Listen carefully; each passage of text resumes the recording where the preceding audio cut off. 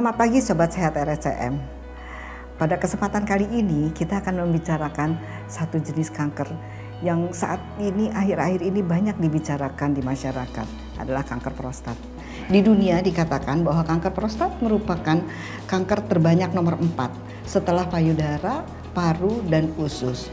Dengan angka kejadian kurang lebih 15% dari angka kejadian kanker pada laki-laki.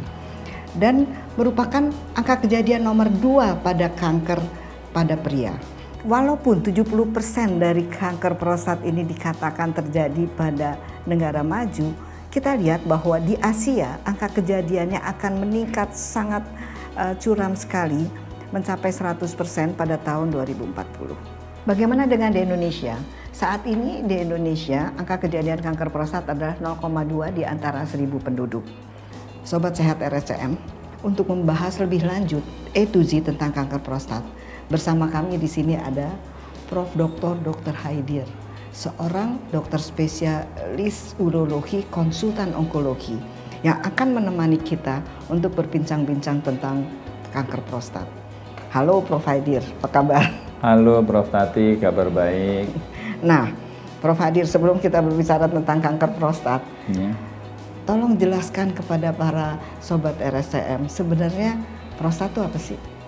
Kanker prostat sendiri adalah suatu kelenjar yang khusus dimiliki oleh pria, jadi tidak ada pada wanita. Posisinya itu ada di bawah kandung kemih dan mengelilingi saluran kencing.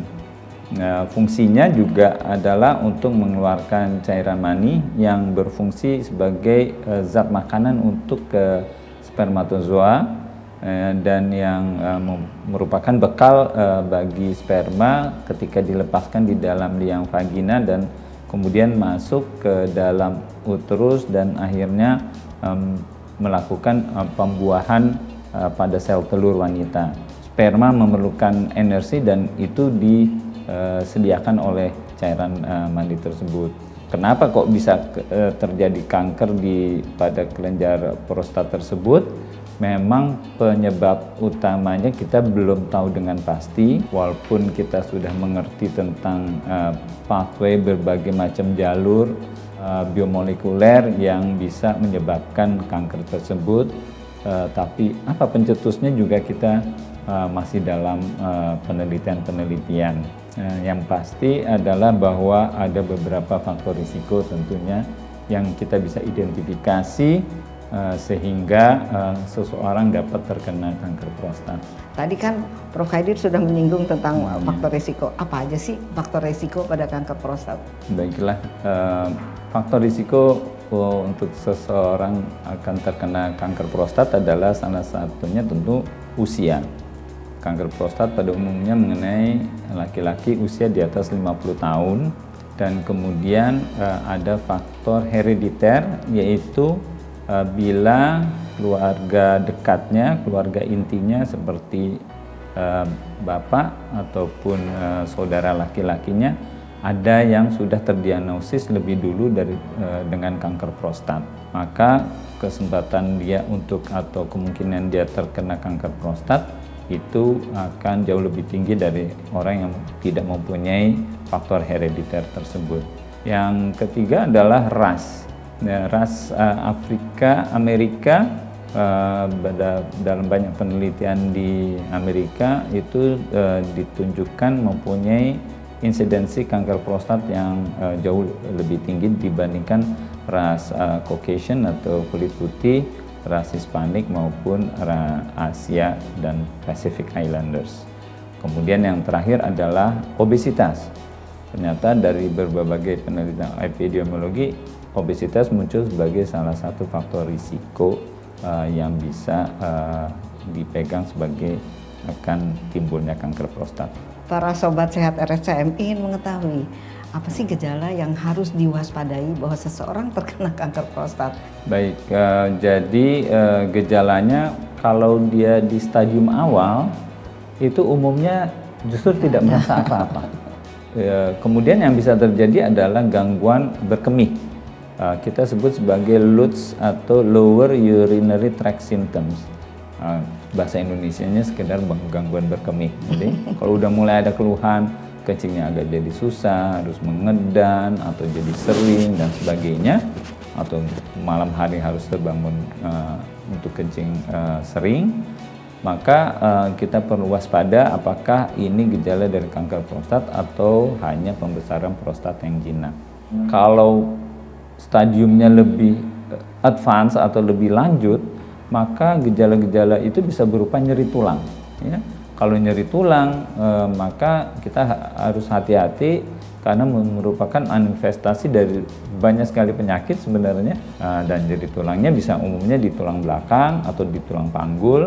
Kemudian adalah rasa semutan di kedua tungkai bawah, atau bahkan bisa sampai kelemahan, bahkan sampai kelumpuhan di kedua tungkai bawah.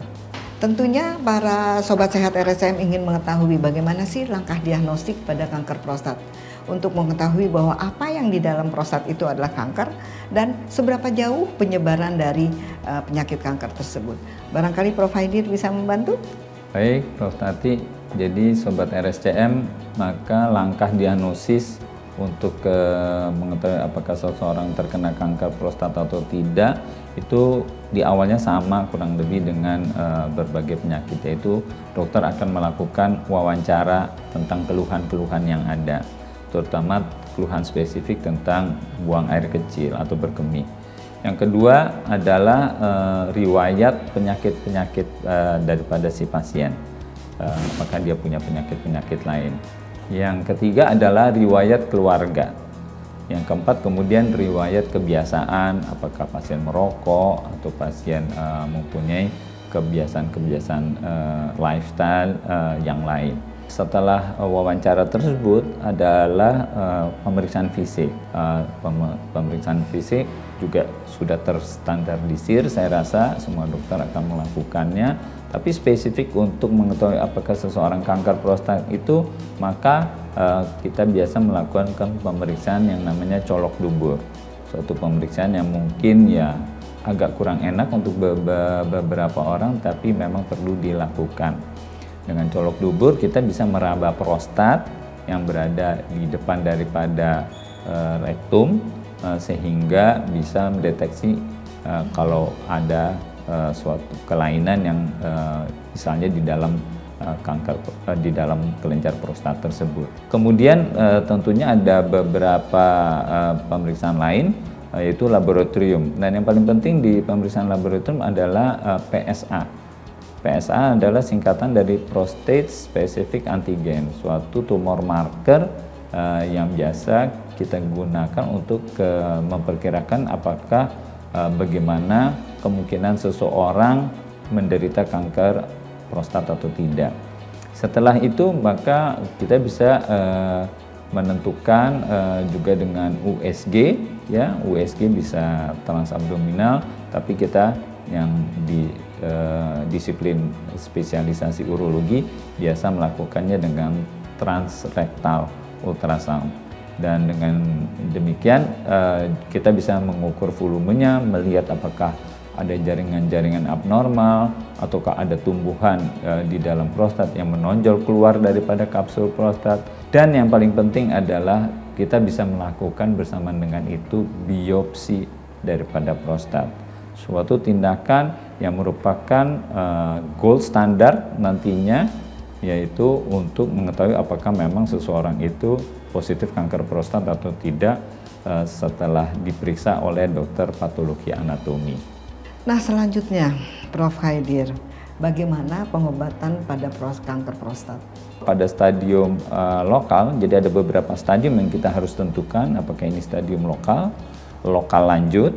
Yang dimaksud dengan lokal lanjut adalah tumornya sudah keluar dari kapsul prostatnya, tapi belum beredar di organ atau jaringan lain. Yang ketiga adalah stadium lanjut. Ya, stadium lanjut umumnya dicirikan dengan penyebaran sel-sel kanker di luar kelenjar prostat, terutama biasanya di tulang dan kelenjar getah bening ataupun di organ lainnya. Di pengobatannya itu kemudian di grouping atau dibagi-bagi berdasarkan stadium-stadium tersebut. Baik. Nah, Ada sedikit nih Sobat Sehat RSCM yang bertanya, kalau operasi itu bagaimana sih pada kanker prostat? Nah, operasi itu adalah dengan cara mengangkat keseluruhan prostat dan juga kelenjar getah bening yang berada di dalam panggul sebelah kanan kiri dari prostat letaknya biasanya, dan itu kita sebut sebagai operasi radikal prostatektomi atau prostatektomi radikal. Jadi itu bisa dilakukan dengan cara open, operasi terbuka. Yang kedua adalah dengan cara laparoskopi konvensional, hanya dengan menggunakan kamera masuk ke dalam perut, dan kemudian instrumennya juga masuk ke dalam perut melalui sayatan-sayatan yang kecil.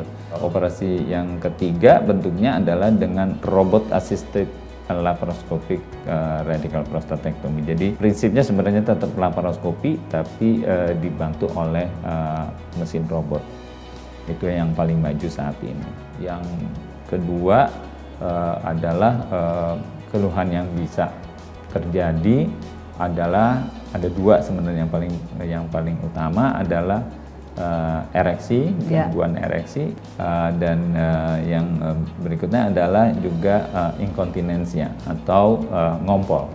Ya, tapi kedua gangguan ini bisa diatasi dengan obat-obatan dan berbagai latihan otot dasar panggul, bekerja sama tentunya kita dengan rehabilitasi medik, dan juga kalau untuk yang gangguan ereksi kita kirim ke teman kita sesama urolog yang ahli andrologi misalnya, untuk bagaimana membuat pasiennya bisa bergairah kembali. Apa saja sih terapi sistemik pada kanker prostat? Jadi Sobat Sehat RSCM, terapi sistemik pada kanker prostat itu diberikan pada pasien dengan stadium lanjut.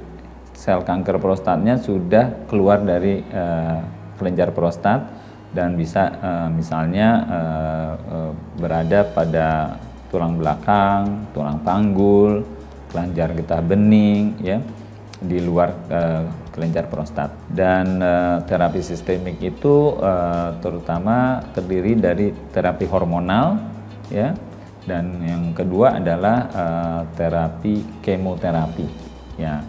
Dan pada saat sekarang ini kita biasa memberikan itu sebagai kombinasi. Pada suatu keadaan mungkin diperlukan terapi lokal lain. Ya. Bisa diberikan radiasi ya, Prof. Betul. Jadi terapi radiasi atau radioterapi itu umumnya kita anjurkan pada pasien-pasien dengan stadium lokal lanjut yang tidak bisa dilakukan operasi karena berisiko tetap residual tumor atau sisa tumornya akan tetap banyak. Yang kedua adalah untuk penyinaran daerah-daerah penyebaran penyakit itu, terutama kalau di tulang belakang yang dimana tulangnya itu perlu penguatan dan untuk mengatasi nyeri. Nah, barangkali Prof. Haidir bisa memberikan tips-tips sebenarnya makanan apa sih yang bisa menjauhkan kita dari kemungkinan terkena kanker prostat. Bukan kita, saya loh, orang-orang pada pria. Ya, makanan atau jenis makanan itu belum ada yang terbukti dengan kuat bahwa dia bisa menyebabkan kanker, terutama kanker prostat, ya. Kalau saya sih sederhana saja, dari berbagai penelitian, walaupun mungkin ini belum terlalu kuat evidence-nya, adalah coba jauhi terlalu banyak makan daging merah, satu, atau daging-daging yang banyak lemak hewaninya, yang berlemak. Yang kedua, lebih banyak makan sayuran. Saya rasa juga ahli-ahli diet juga akan setuju dengan itu. Sayur dan buah, dan buah-buahan tentunya. Kurangi kopi mungkin dan sebagainya itu sebagai tambahan. Walaupun pada ini tertentu adalah sebenarnya tidak ada efeknya pada jumlah tertentu. Nah, baik, terima kasih Prof. Haidir atas waktunya pada diskusi kita hari ini. Dan pada Sobat Sehat RSCM, jangan lupa untuk selalu menerapkan protokol kesehatan dimanapun dan kapanpun berada. Salam sehat. RSCM menolong, memberikan yang terbaik.